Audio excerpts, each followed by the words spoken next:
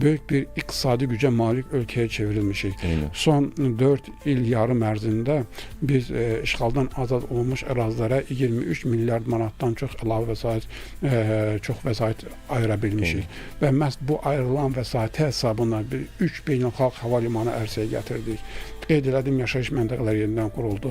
Yol infrastrukturu demək olar ki, ən müasir standartlara uyğunlaşdırılır. 12 kilometrdən çox tunellər tikilir. Yəni bu körpülər tikilir. Bütün bunlar çox sözlə ifadə olunmayacaq möhtəşəm layihələrdir. O cümlədən Ağbəndə qədər dəmir yolu çəkilir və Zəngəzur dəhlizinin açılacağı təqdirdə bu dəmir yolu Zəngəzur dəhlizinə də birləşəcəkdir.